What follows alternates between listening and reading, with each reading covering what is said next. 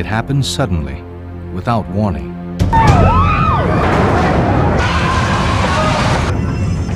Nothing could stand up to its destructive force. 35238, we have a major injury accident, Cypress and West Grandview. They're advising major injuries. The upper deck collapsed onto lower deck. Tearing apart the fabric of lives. I'm not going to make it, and so I just shut my eyes, and that's the last thing I remember. I was really thinking that I'm not going to get her out of here. Then he started telling us that he wanted us to cut his leg off, and we said, not yet. Drawing a community together. The citizens were the backbone of the whole operation. All in a matter of seconds.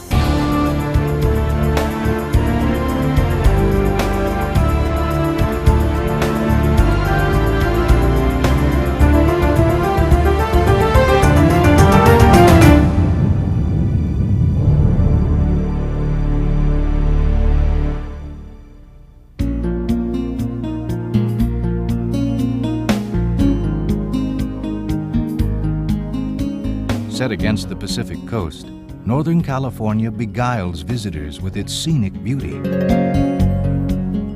But underneath this bucolic surface hides a force of tremendous power and a promise that the big one is coming.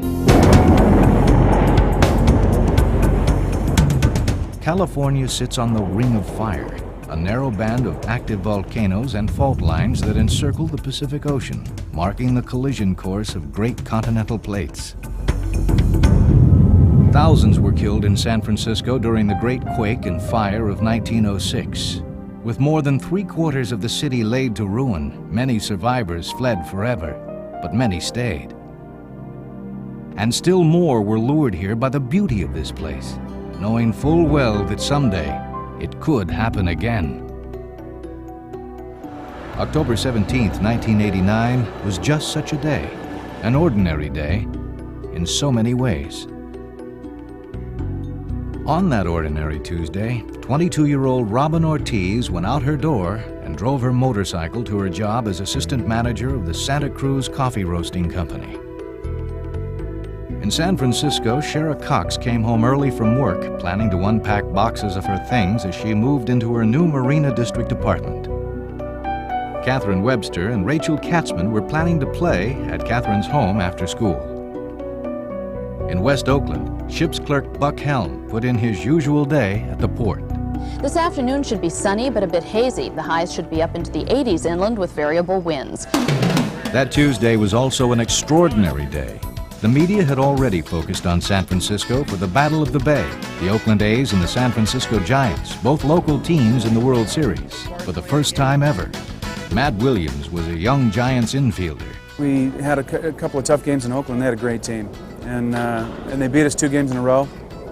We knew that we're coming back to our place, we had a chance. It was different than your normal crowd because it wasn't like you had a group of people coming from Atlanta, let's say. We're all more or less in our home park, and that made it a lot of fun. As the normal rush hour approached, streets and highways on both sides of the bay were unusually quiet.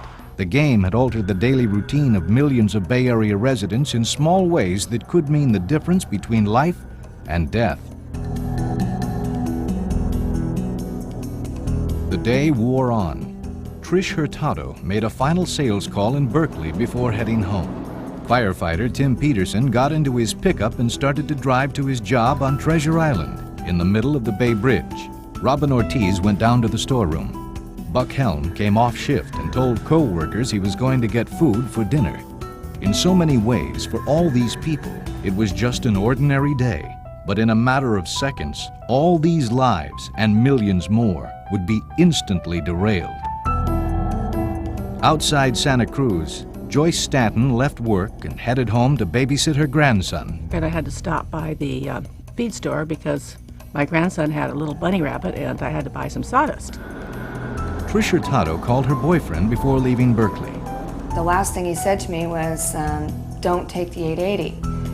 And I just kind of laughed it off and thought, oh, it's the World Series, no one's going to be, on the freeway, and I took off.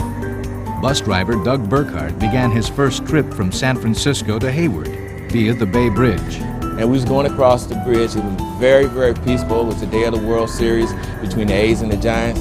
It was a very nice day. There was just half an hour to go before game time at the World Series. We went out and took batting practice. We were preparing. We had our pregame meetings and things like that. And it was a normal day at the ballpark. At 5:03, Giants fan Bob Schaberg was at the ballpark. There were a lot of people still coming into the stands, and so a friend and I decided to go up and to get a beer. We were literally standing in the beer line at the moment that the earthquake struck. Buck Helm left work and headed onto the Cypress Freeway. So did his coworker, Basil Parker. He had left before we did. However, I guess the light caught him up there and I caught up with him. And just as we went on the overpass up here, the traffic started slowing down. Well, what was happening, there was a truck in front of us holding up the traffic. And so when he saw me trying to get around, he just sort of held back behind the truck and waved me by him. So I went around the truck, Buck, and another car.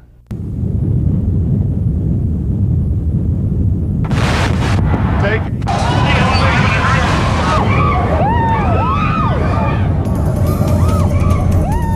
At 5:04, the quake hit. It was centered east of Santa Cruz near a peak called Loma Prieta.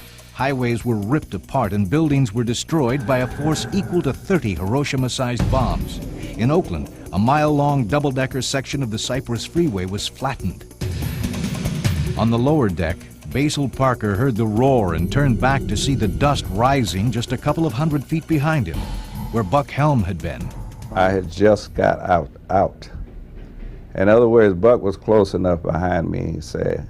I was about 8 to 10 cars ahead of him.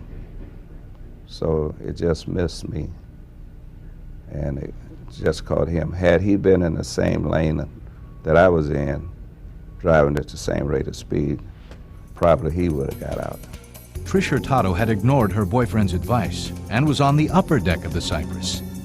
There was this very loud noise, and there was like screeching, and I could see the road rippling in front of me, almost like black ribbon coming at me, and I couldn't figure out what was going on, and I thought we were being bombed.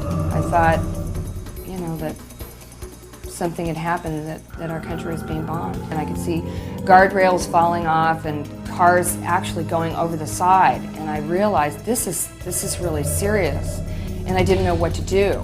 So I kept trying to pull over to the right, and then I kept hitting these waves, and I would go up one and down, and then finally I went up this really big one, and when I looked down, I just thought, I'm not going to make it. And so I just shut my eyes, and that's the last thing I remember.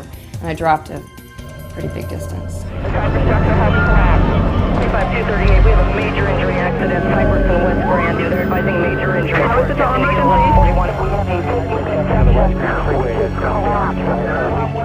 A span of the Bay Bridge gave way and crashed in front of Doug Burghart's bus. I felt this shake and this loud noise. I didn't know what this noise was. Boom! It was a big noise, like noise I'd never heard before. And I looked out my side view mirror, and I saw water coming. This water's like rushing on the side of the bus through this tube.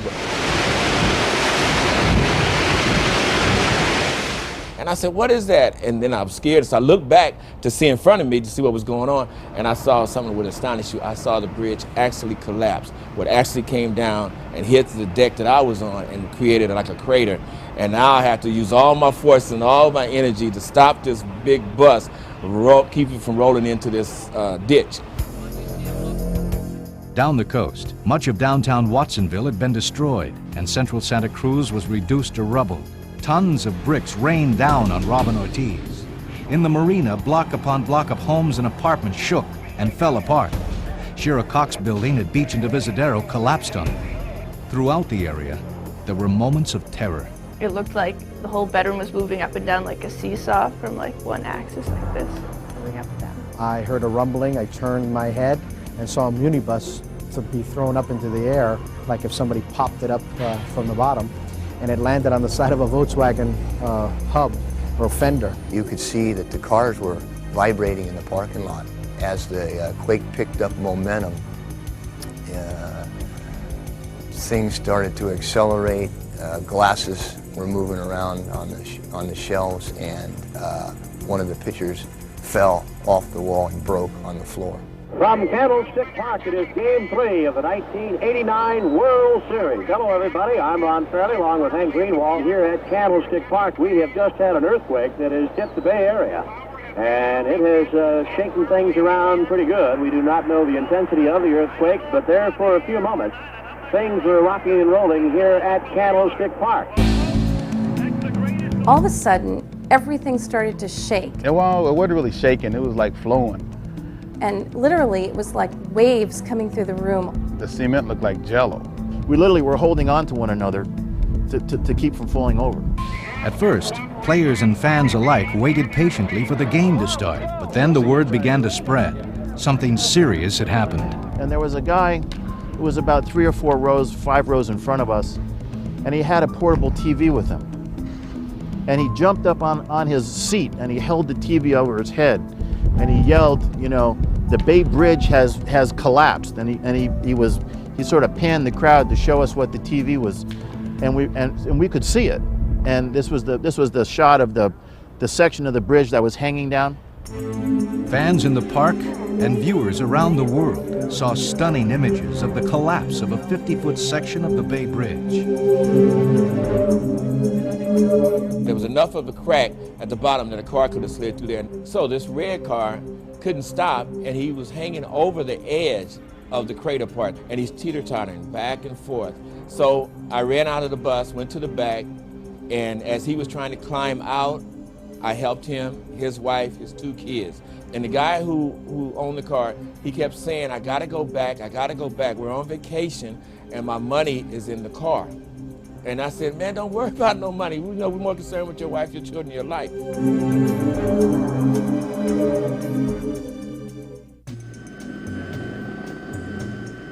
Moments after the Loma Prieta quake, TV reporter Randy Shandobil drove the short distance from home to KTVU in Oakland. Randy and a cameraman jumped into a news helicopter.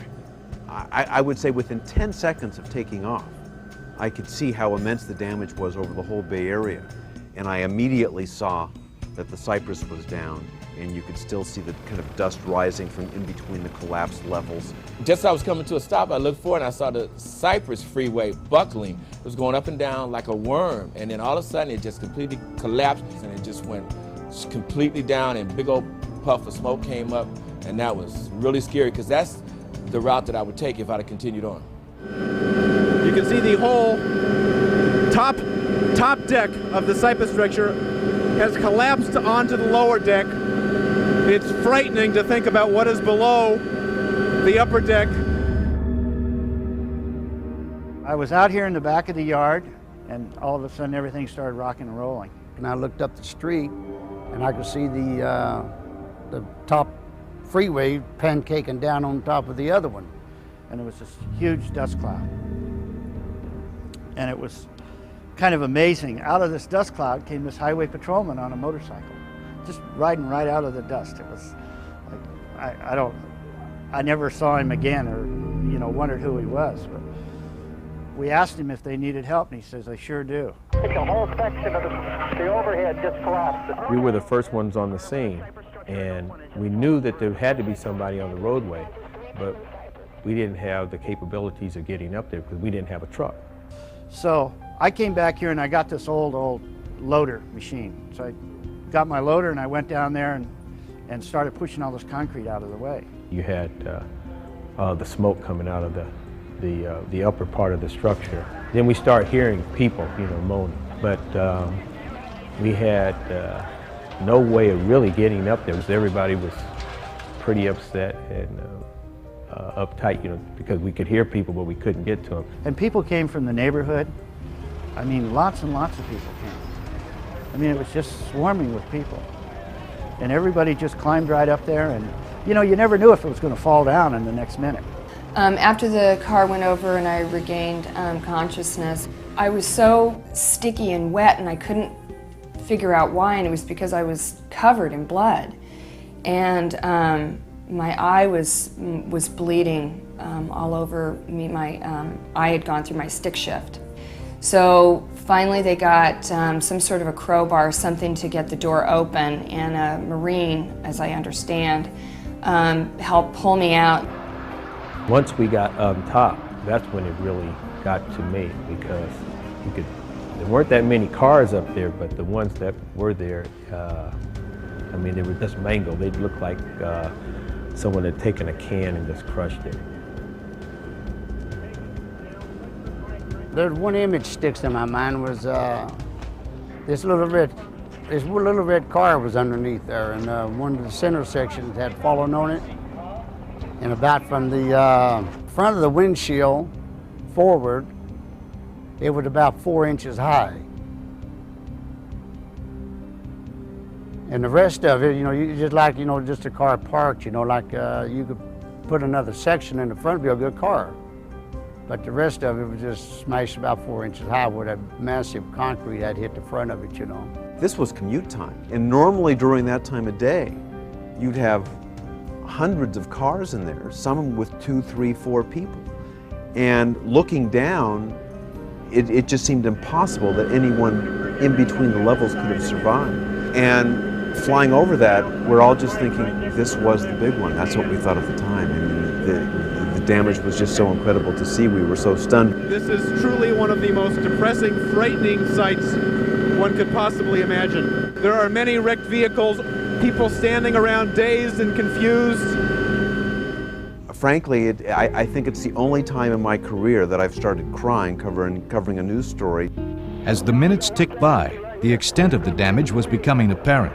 In Santa Cruz, stunned survivors gathered in the street. 2 bodies had been retrieved from Ford's department store, and there were many more injured. In downtown San Francisco, broken glass had rained down from high-rises onto shoppers and tourists. I thought somebody was working on the building and we doing this. How do we get home though? How do we get out of here? At 6th and Bluxom Streets, the brick face of a warehouse had collapsed, killing 5. But nothing could match the scene in the Marina district. As we came over the crest of the hill, you could see the columns of smoke from the fires going on in the marina, and one huge column of smoke looked like a mushroom cloud from the building that was turned into a 5th alarm, general alarm. Just looking at the marina from the top of the hill, I knew that we were looking at something I'd never seen before.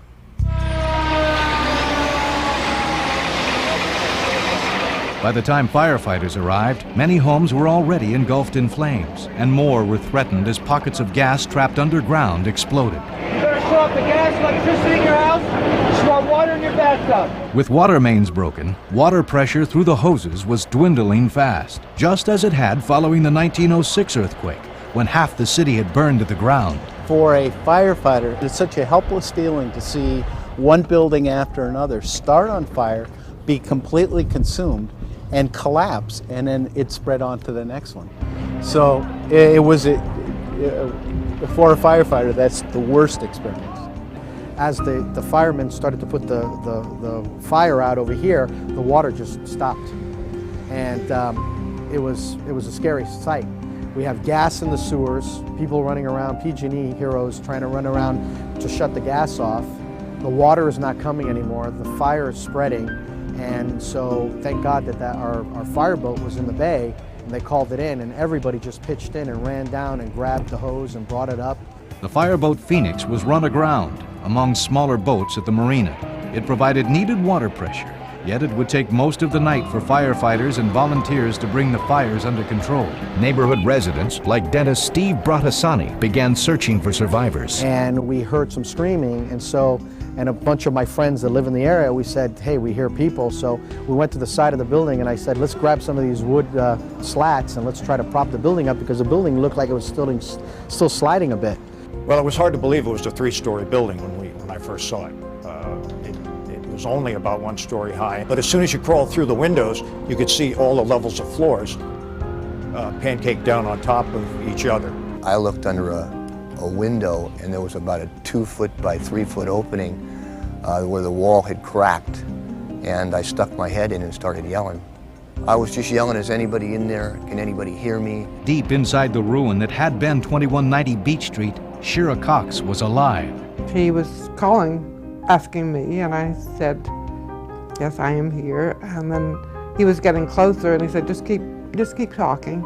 I'm coming, I'll get you. They didn't think it was a good idea to have a rescuer in there, because if there was an aftershock, then the building would collapse and then you've got 2 victims. I said, I did hear somebody in there and I'd like to take a shot at it.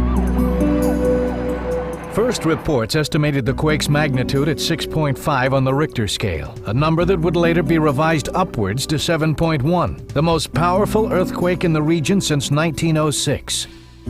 Joyce Stanton's home was just a mile from the epicenter. My daughter was screaming and crying that I couldn't get in my house. She could hear it falling apart. It was all broken. I could not get into the kitchen itself. The refrigerator had been thrown over against a counter. The microwave was dangling by a cord. The dishwasher was out on the floor. The stove, which is a drop-in, was out on the floor. And all the dishes, and including most of the stuff from the cupboards, in this pile of broken dishware was this brand new service for 12 set of dishes that I just bought preparing for Thanksgiving dinner. They'd never been used. In nearby Santa Cruz, the devastation was complete. Michelle Chase was working at Bunny's shoe store when the earthquake hit. Shoes were flying off of our shelves in the back room. I had an associate working on a display in our front window. My main concern for her was to get her out because of all the glass, so I just ripped her out of the window, and we hung on to each other into the doorway of the alcove. Oh, it brings chills. Marty Wormhout was the mayor of Santa Cruz. It was very, very shocking, very eerie, and completely unreal. We had 40% of our downtown destroyed by the earthquake. It looked like a bomb had hit. Streets were buckled, water was coming out. The whole second floor of Ford's department store was on the first floor, as well as part of the roof.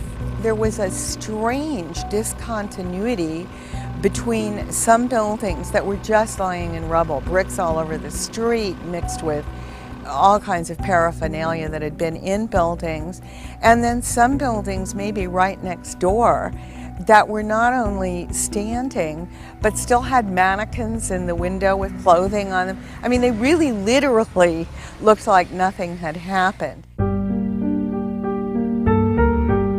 At the coffee shop, Robin Ortiz had been last seen going downstairs to the basement to work on some record keeping. People didn't know whether she was alive or not, but there were people who certainly hoped that she was alive, who were optimistic about that. They were desperate. They were hoping she was still alive, and they were incredibly frustrated that an all-out effort was not being made to dig her out. With phones down, roads blocked, and emergency services overwhelmed, family and friends of the missing had little to do but wait and worry as the hours ticked by.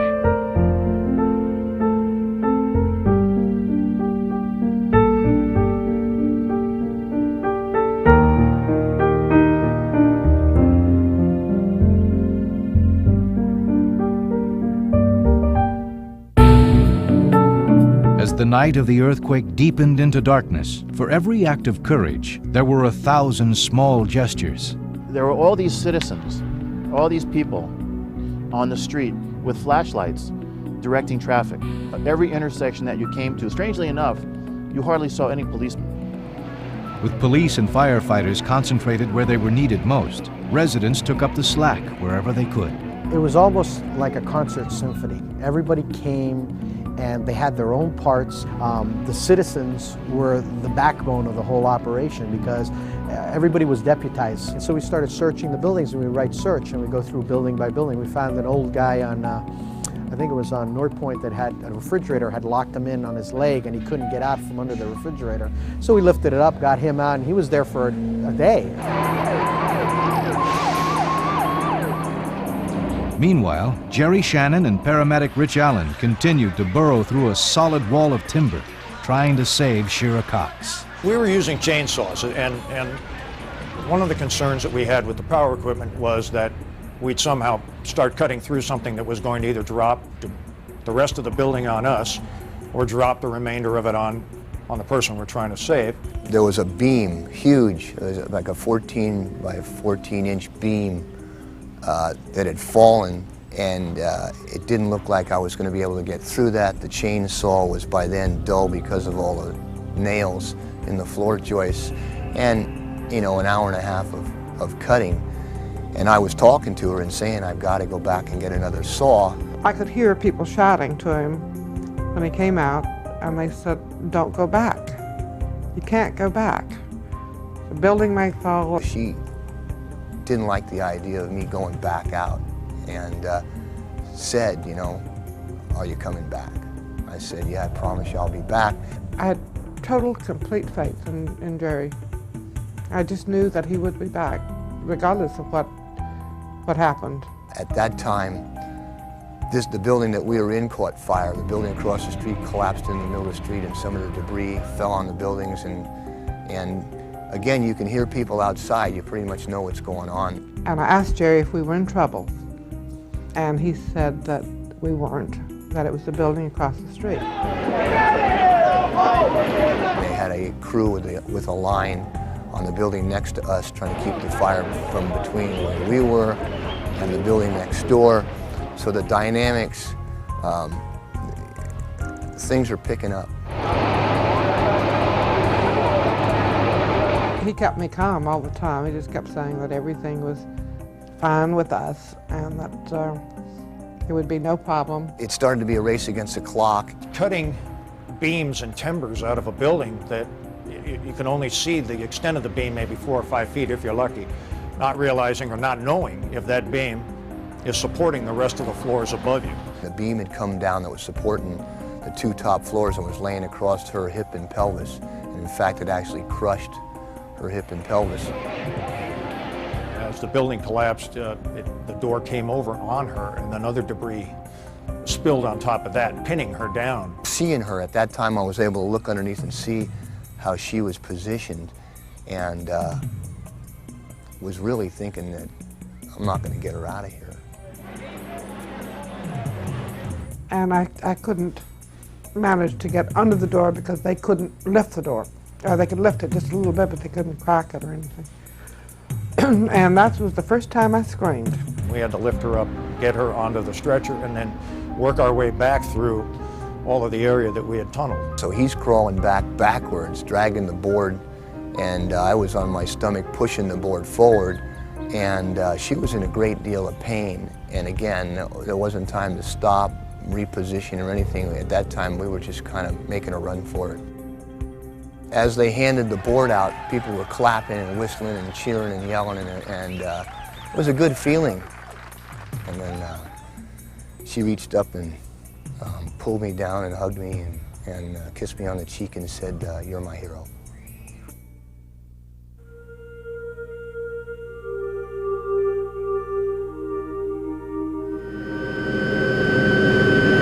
From here, we cannot tell the details of the damage, but we can certainly tell the damage is very, very serious. As the hours passed, the death toll was mounting, and many more were missing or unaccounted for. At the CYPRESS, no one really knew how high the death toll would climb. Estimates were as high as 400, and rescue efforts were complicated by the constant and unpredictable settling of the 30,000 tons of concrete. On the lower deck, trapped survivors helplessly waited hours for help to arrive. Among them, Tim Peterson. Help didn't get there for a good 2 hours. I could hear sirens, and see, now I didn't know it was an earthquake, and I didn't know that it was as big as it was, and I thought just the freeway had collapsed just on me. You know, I thought a piece just fell just on myself, and so I didn't think there was anybody else. So I could hear these sirens coming. I'm thinking, you know, great, help's on its way. You know, I really can't do anything, but they kept stopping. They would stop a good mile away, it sounded like. We had about a 15-inch opening to get through. And then once you got down there was still car radios going. You could still hear some engines roaring. You know, there was a smell of gasoline. A couple fires were still going underneath. And he was in the middle section, about 5 feet away from the center post.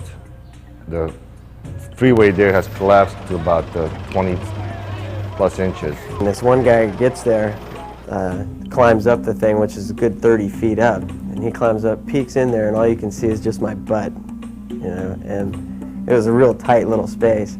And he looks in there and he says, "Man, you're never getting out of here." I guess Tim was trapped in about this much space with a bunch of metal wrapped around him, and you know, can you imagine tons of pressure on your thighs with the steering wheel? I mean, he felt his legs were cut off because he had no circulation. Going through my mind was just dying. You know, I just thought for sure there's no way I'm gonna live through this thing. And I thought my legs were cut off and I was gonna lose a lot of blood, and I thought, you know, there's just no way I'm gonna survive it. Then he started telling us that he wanted us to cut his leg off, and we said, "Not yet. No, we'll wait for that later." Yeah, we are on our hands and knees because, like I said, it's about 20-something inches and coming down. So it's you know, it was an eerie feeling. It's like, well, if there's a big aftershock, there's nothing we can do about it. They kept saying, well, the freeway is coming down inch by inch, you know, settling down. I told one of the other forklift driver to go to the lumber yard and get a pallet of 2x4s. And he said, well, they're closed and the gate's locked. I said, well, knock the gate down. Run over the gate and get the 2x4s, which he did. He brought us back a pallet of 2x4s, which we kept heisting up with a forklift, you know, putting them up underneath there, trying to stabilize it somewhat. People just came out of everywhere with all kinds of tools that they thought that we can use. The heavy-duty jacks, all the lumber that was supplied. Finally, we had the jaws of life, and that helped us stretch the vehicle against the 2 pieces of concrete.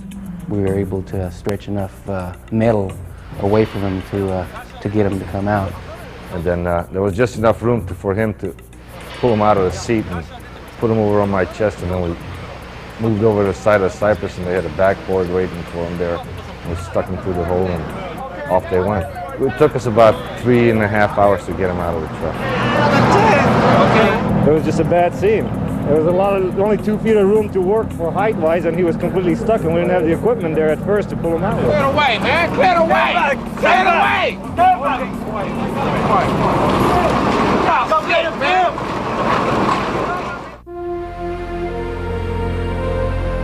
By midnight, thousands of earthquake survivors had bedded down for the night in makeshift shelters set up by the Red Cross. In the MARINA district, survivors spent the night on the gym floor at MARINA Middle School.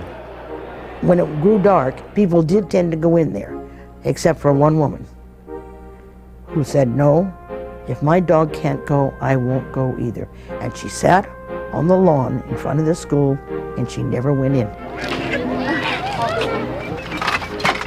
South of Santa Cruz in the agricultural town of Watsonville, thousands spent the night in city parks and fields, afraid to return to homes that had been knocked from their foundations. Cut off from the outside world, homeowners high in the Santa Cruz Mountains were forced to fend for themselves that first night after the quake. I came right out the front door on the deck. It's a large deck, and I threw down my sleeping bags, and I dug my camp stove out, which was in the garage, and I could get to it.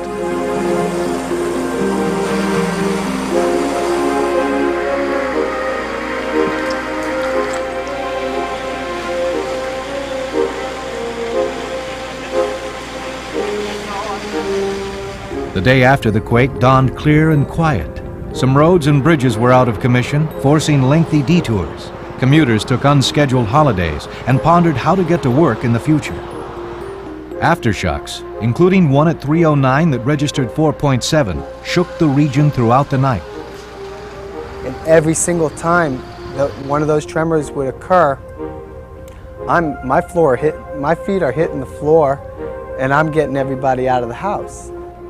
That morning's San Francisco Chronicle ran just 16 pages, an extraordinary feat given the complete loss of power at the newspaper's downtown offices the evening before. We went to all the local stores here and tried to buy every battery we could for flashlights, and we bought up every flashlight we could. We took every laptop computer we had then, most of which were powered by small batteries, built up a huge stock of batteries, and loaded up every laptop we could, because that was the only computer we had to write stories on. So we had a fairly small amount of equipment for a newspaper our size. We were probably the best staffed high school newspaper in existence in terms of equipment that night. You can't help but be impressed by the magnitude of this earthquake. That morning, Vice President Dan Quayle arrived in San Francisco's Marina District to survey the damage. By then, a state of emergency had been declared in all 7 Bay Area counties. At 8:30 a.m. Eastern Daylight Time, President Bush signed a federal disaster order. The death toll was still uncertain, although the media were reporting official estimates of 251 deaths on the CYPRESS structure alone. In the hardest-hit communities, residents were pooling their resources, making the best of a bad situation. The restaurants, of course, were entirely wiped out. Floods, and there was no lights, there was no electric, there was nothing. And there was a guy on Chestnut named Pete who owned Dos Solomillo, which is no longer there, and it was kind of like an institution in the marina. And Pete was out there cooking pasta, you know, serving on, you know, those military stoves or whatever they had that they could serve up. And for 5 days, we fed more than 1,000 people.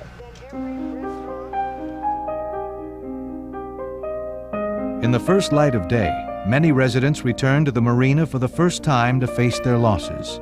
Monique Van Yzerlooy was among them.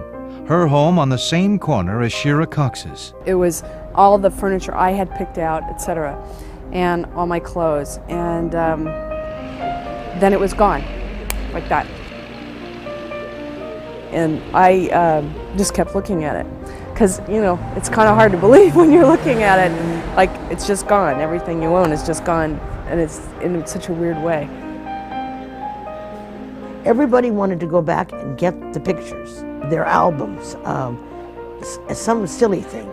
Well, silly to somebody else, but not silly to them. Mementos, not necessarily their furniture and everything of value, just those things that could never be replaced. And you did have anger. Yes, there was anger, but I saw less anger than I did shock.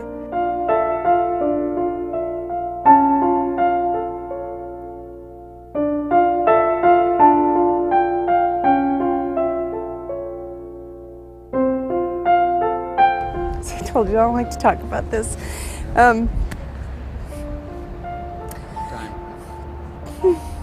Everything flat, like so that, because I was on the bottom floor, and it came down like so.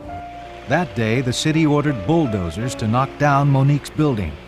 I remember thinking that, being so angry that they just bulldozed it in one day. I mean, maybe because the mayor wanted to show that he was taking action or whatever, but it flattened it out. I found on the ground a pair of my UCLA Law sweatshirt and a bunch of photographs, a lot of my photographs that were really all mangled up.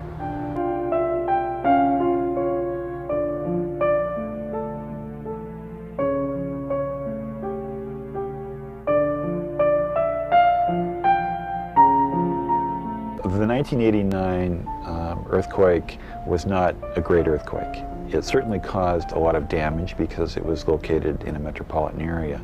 The big one in California means magnitude 8s, like 1906, or the 1857 earthquake, which was even larger in Southern California. Having said that, though, if you were close to Loma Prieta, that was plenty big enough. Robin Ortiz's fate was still unknown. Her friends had held an all-night vigil urging rescue workers to do more and hoping that she was still alive somewhere under all those bricks.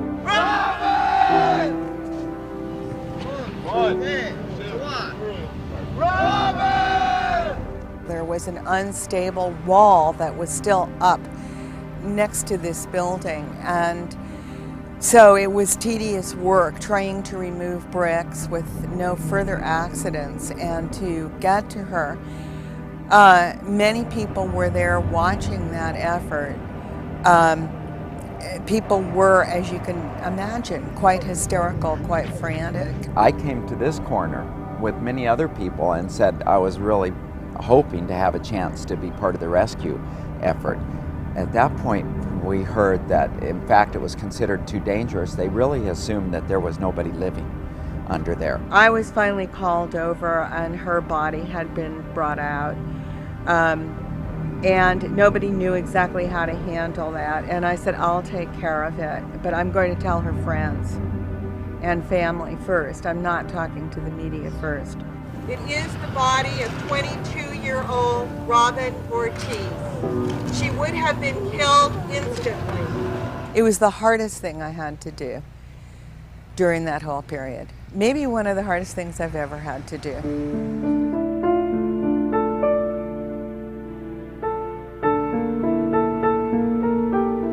Back in Oakland, crews were searching the wreckage, but Buck Helm had not been found.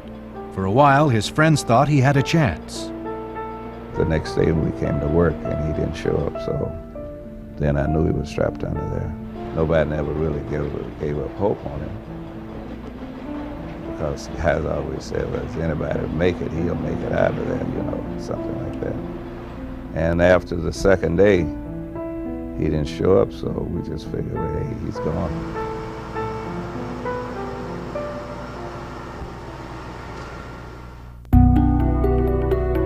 San Francisco and Oakland were about 100 kilometers, 60 miles from the center of the 1989 earthquake.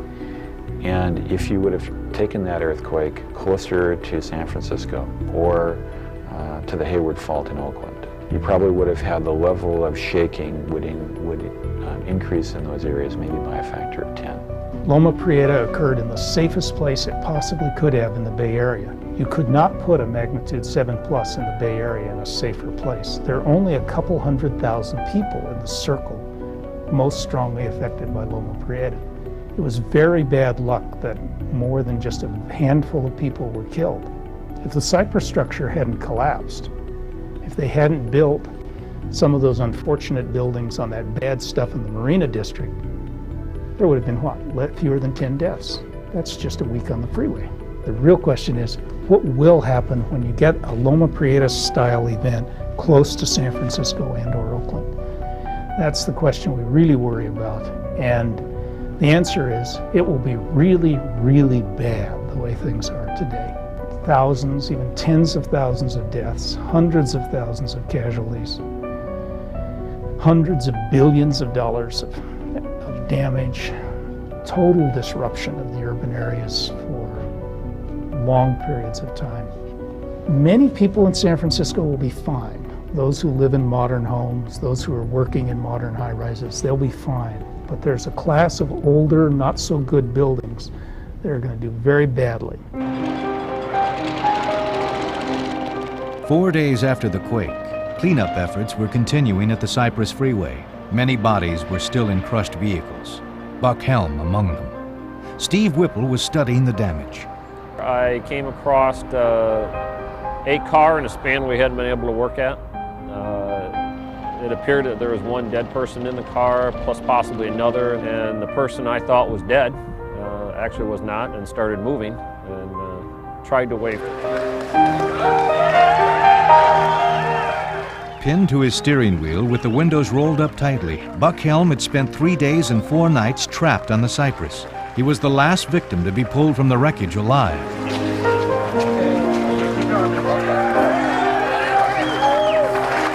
When the final tallies were made, the Red Cross estimated $5.6 billion in property damage. 63 people had died, and 2,435 were injured.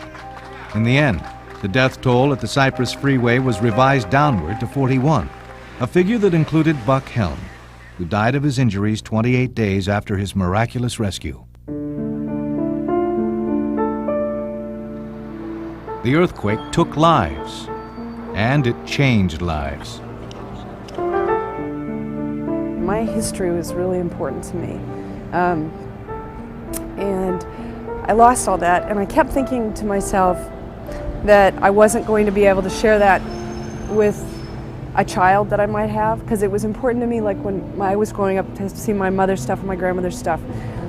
And so that was the feeling then, and it is still the feeling, but also that I don't care about things anymore. And when things break or I lose them or whatever, I think in the past I would have cared more because it was something that I found or whatever, but I just don't care anymore.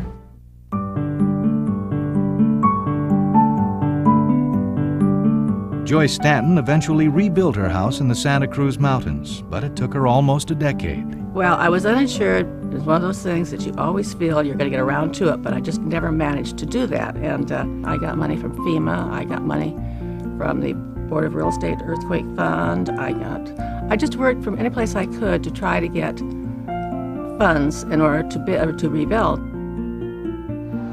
Exactly 1 month after the Loma Prieta quake, the Bay Bridge was repaired and reopened, well ahead of schedule.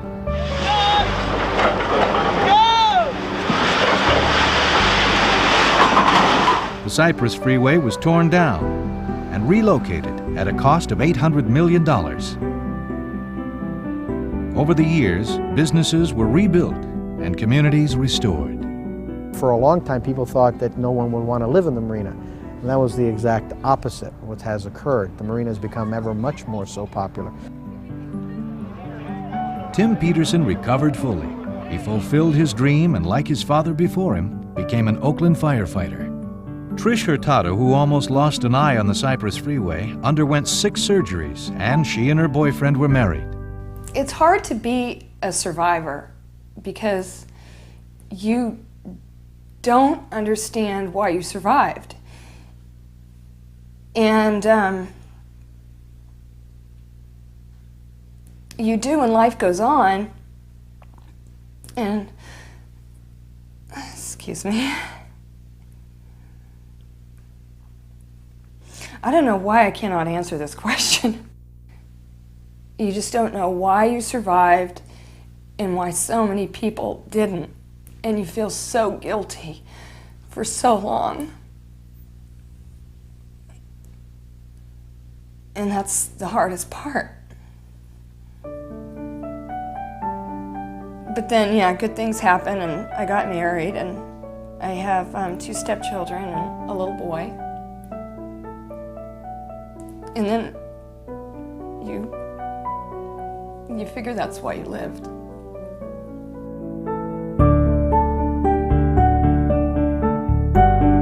Shira Cox now lives in the Lake Merced district of San Francisco and still stays in touch with Gerry Shannon. After something like that happens, you realize very much that things are not important. Possessions are not important at all. It's your relationships, your friends. You hate to lose those things, but they are not important in the way that you live and your life that you live, and you can certainly get along without them. Maggie McCall had a tough time getting her paper out, but she was undaunted. Her headline says it all. Marina Times, Marina people, the right stuff, guts, gallantry, and style. We're still here. 10 days after the quake, the World Series resumed. Hank Greenwald was the Giants' radio announcer. I believe it was like at 5:04 p.m., which was the time the earthquake had struck earlier. Everybody sang the song San Francisco, and it was a very emotional moment. And the series resumed, and Oakland finished the job they had started earlier by winning the last 2 games, thus sweeping the World Series. But if there's one thing the 1989 World Series never felt like, it was a World Series. The national pastime had been upstaged by a force of nature. None of us would want California without earthquakes. Because if you take away the earthquakes, you got to take away the San Andreas Fault. If you take away the fault, you take away the mountains, the bay, the beautiful coastline, the Central Valley, the Sierra Nevada, the water, the oil and gas, the agriculture, the harbors for shipping, and most of the beauty of this state. We get to live in the most beautiful place with one of the loveliest climates. And the price we have to pay is a little bit of tectonic activity. We call it earthquakes. The Loma Prieta earthquake changed Northern California. Freeway sections in San Francisco were torn down, revealing a reinforced and gilded City Hall and opening the Embarcadero waterfront. Roads, schools, and hospitals have undergone seismic retrofitting. Fire and police departments have upgraded equipment and training. But for many, the earthquake is a fading memory, and the danger of another quake only a remote possibility. Yet it's not a question of whether there will be another quake. It's only a question of where and when. The big one is coming. But will California be ready?